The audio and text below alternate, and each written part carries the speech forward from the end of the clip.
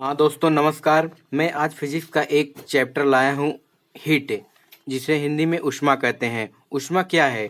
ऊष्मा एक प्रकार की ऊर्जा होती है जो अणुओं की गति के कारण उत्पन्न होती है, जिसका मात्रक कैलोरी तथा जूल होता है।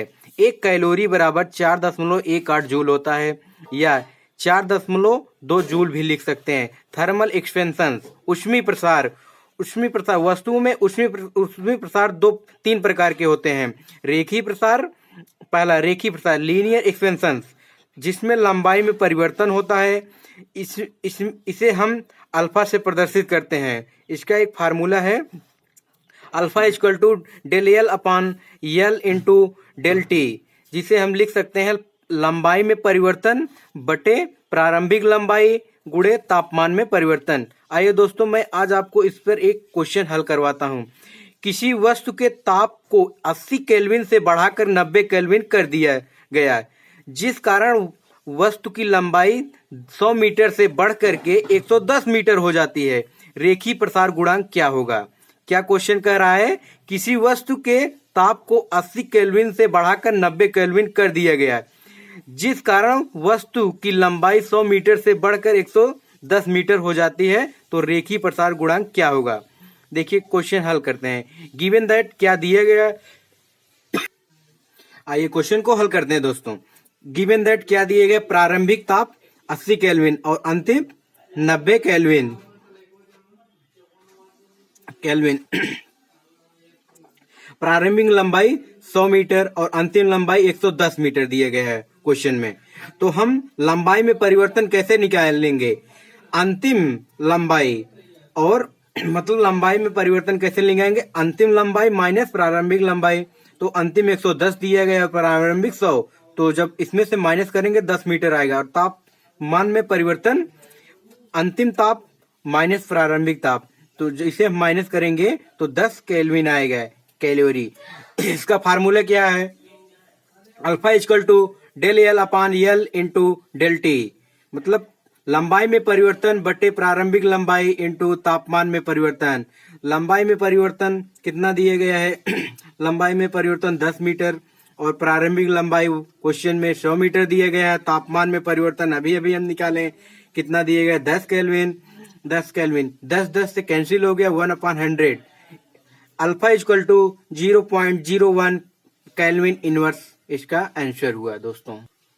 क्षेत्रीय प्रसार गुणांक, एरियल एक्सपेंशन, इसे इंग्लिश में एरियल एक्सपेंशन कहते हैं। क्षेत्रीय प्रसार गुणांक जिसे हम क्षेत्रफल में परिवर्तन होता है, जिसमें क्षेत्रफल में परिवर्तन होता है, उसे हम क्षेत्रीय प्रसार गुणांक कहते हैं। जैसे प्लेट, चादर, छिद्र, इसे हम बीटा से प्रदर्शित करते हैं। इसका फार्मूला क्या है? Beta equal to del A upon A into del T, क्षेत्रफल में परिवर्तन बटे प्रारंभिक क्षेत्रफल इंटू तापमान में परिवर्तन।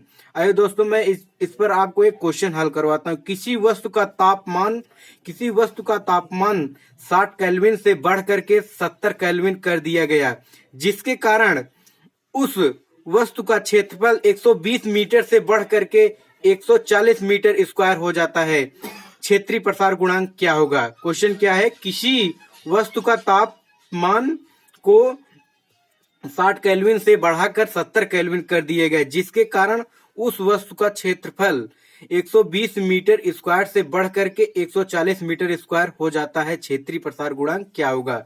आइए क्वेश्चन को हल करते हैं। गिवन दैट क्या दिया गया है? प्रारंभिक ताप 60 है, प्रारंभिक ताप 60 केल्विन है और अंतिम 70 है। तो प्रारंभिक क्षेत्रफल 120 मीटर स्क्वायर, अंतिम 140 मीटर स्क्वायर क्वेश्चन में दिया गया है। तो क्षेत्रफल में परिवर्तन कैसे निकालते हैं? अंतिम में से प्रारंभिक को माइनस कर देंगे, क्षेत्रफल में परिवर्तन निकल जाएगा।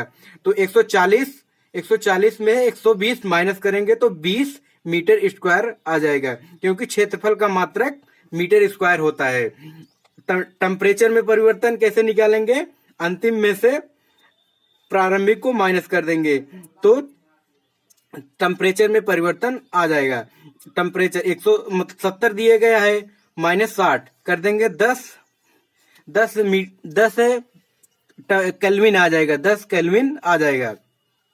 सॉरी दोस्तों, यहाँ मीटर स्क्वायर हो गया था, केल्विन आ जाएगा। टेम्परेचर है, टेम्परेचर का मात्रक केल्विन में होता है।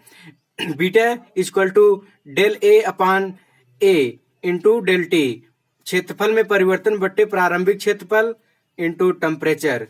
क्षेत्रफल में परिवर्तन कितना दिया है 20 मीटर स्क्वायर, और प्रारंभिक क्षेत्रफल कितना है 120, और टेम्परेचर मतलब टेम्परेचर में परिवर्तन कितना है 10।